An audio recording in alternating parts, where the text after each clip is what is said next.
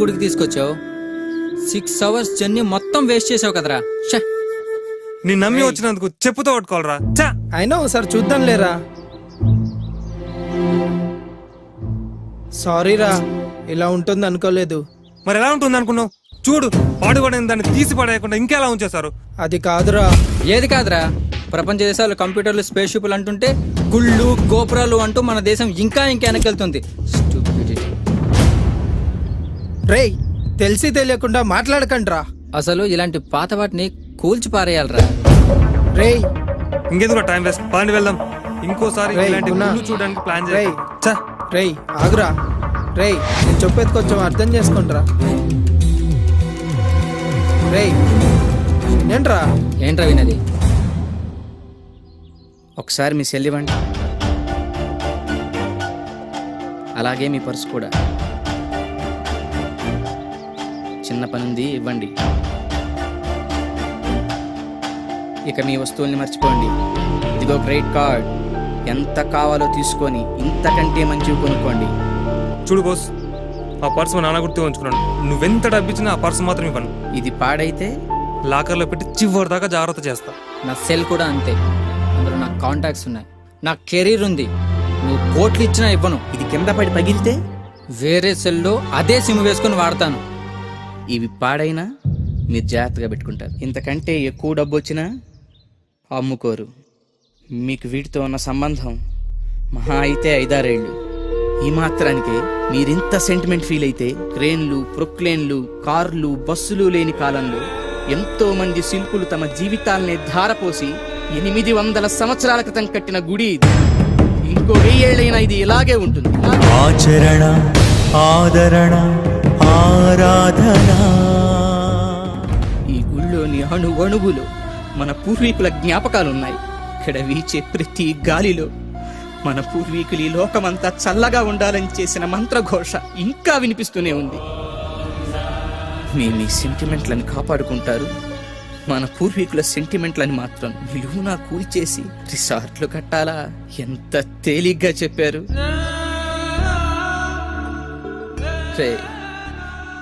గుళ్ళు కట్టడం వల్ల దేశం వెనక్కి వెళ్ళటం లేదు, మనలాంటి స్వార్థపరులు పుట్టడం వల్ల దేశం వెనక్కి వెళ్తుంది. హ్యాట్స్ ఆఫ్ శ్రీ, ఏం చెప్పావు? Sorry boss. ఓకే ఓకే, ఇవన్నీ కళాఖండాలే, నేను ఒప్పుకుంటాను. అంతకన్నా స్పెషల్ వీటిలో ఏముంది? చాలానే ఉంది, కానీ నీకు అర్థమయ్యేట్టు చెప్తా. బాగా చూడు. ఇవి పవర్ జనరేటర్స్, ఇవి విండ్ జనరేటర్స్, ఇవి ట్రాన్స్మిషన్స్, ఇవి ట్రాన్స్ఫార్మర్స్, ఇవి ఎలక్ట్రిక్ పోల్స్, ఇవి సెల్ టవర్స్. ఇవి రూపుదిద్దుకోవటం మొదలై కేవలం 200 సంవత్సరాలు, కానీ లక్షల సంవత్సరాలకు ముందే సరిగ్గా ఇలాంటి ఆకారాలతో మన ఆలయాల విమాన గోపురాలు, గాలి గోపురాలు, ధ్వజస్తంభాలు నిర్మించబడ్డాయి. ఆలయ ప్రాంగణాల్లో ఉండే తులసి, రావి, మారేడు వంటి మొక్కలు ఎయిర్ ప్యూరిఫైర్స్ గా పనిచేస్తాయి. ఆలయాల్లో అర్చకులు చేసే ముద్రలు ఆక్యుప్రెజర్గా మారి శరీరంలోని ప్రాణశక్తిని ప్రేరేపిస్తాయి. వీటి ద్వారా వీళ్ల కాన్సంట్రేషన్ హై లెవెల్కి చేరుతుంది. దీన్నే తంత్రం అంటారు. వాళ్ళు పలికే శబ్దాలు ఎలక్ట్రోమాగ్నెటిక్ వేవ్స్, విద్యుదయస్కాంత శక్తి తరంగాలుగా మారతాయి. ఆ శబ్దాల అర్థాలు మైక్రోవేవ్స్, సూక్ష్మ భావ తరంగాలుగా పనిచేస్తాయి. దీన్నే మంత్రం అంటారు. గుళ్ళు కట్టేటప్పుడు బంగారం, వెండి వంటి ఖనిజాలతో పాటు నవరత్నాలను భూమిలో నిక్షిప్తం చేస్తారు. ఇవి ఎర్త్ పిట్స్ గా పనిచేస్తూ శక్తిని ఆలయ ప్రాంగణమంతా వ్యాపింపచేస్తాయి. రాతి విగ్రహాల క్రింద, ధ్వజస్తంభాల క్రింద లోహపు రేకులతో తయారైన యంత్రాలుంచుతారు. గాలి గోపురాలపై, విమాన గోపురాలపై లోహ నిర్మిత కలశాలు అమర్చుతారు. ధ్వజస్తంభాలకు లోహపు తొడుగులు వేస్తారు. ఉత్సవ విగ్రహాలను పంచలోహాలతో తయారు చేస్తారు.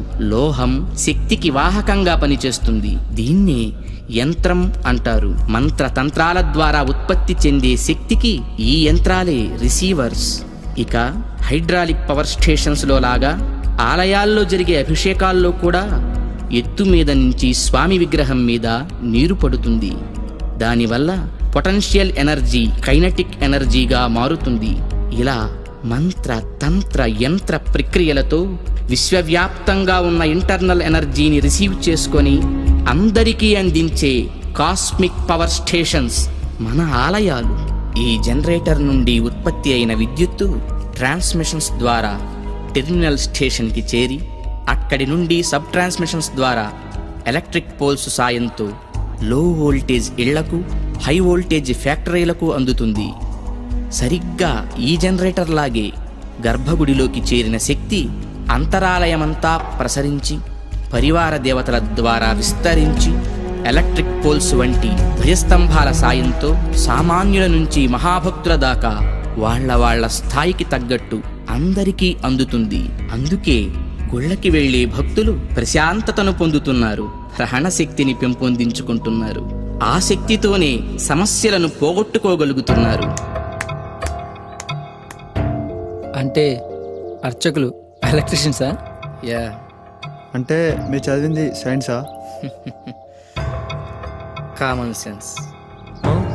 అందుకే గుండె పని చేస్తున్నంత కాలం దేహం బాగుంటుంది, గుడి పని చేస్తున్నంత వరకు దేశం బాగుంటుంది. నవ్య చైతన్య జీవనానికి అంకురార్పణ, భవ్య సౌజన్య భావాల సంతర్పణ, ఆలయాల అవతరణ, ఆలయాల అవతరణ.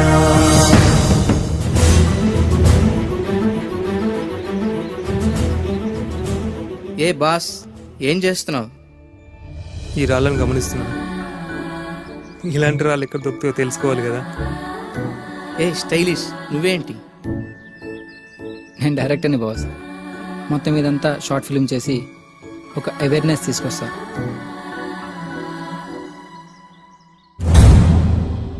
మనం ఫండ్స్ కలెక్ట్ చేద్దాం, ఈ ఆలయాన్ని పునర్నిర్మిద్దాం. కుటిల సంకుచిత తత్వాలపై మహత్వ పవిత్ర జలాల ప్రోక్షణ, మనకు మనమే చేసి